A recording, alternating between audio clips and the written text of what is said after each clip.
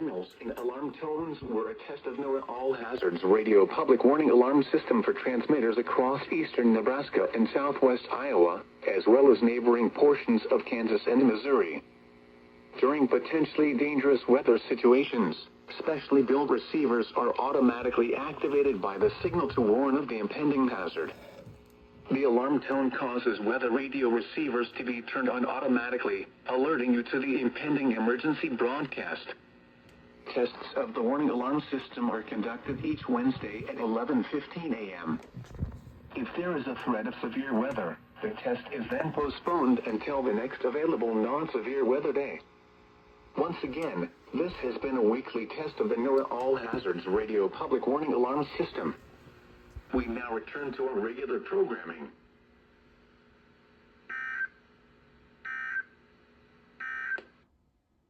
Wind advisory information for the following counties.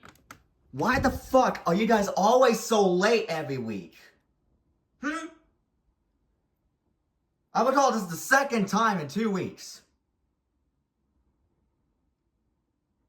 The second time in 2 weeks, and you guys freaking test 30 minutes later. Omaha, do your job!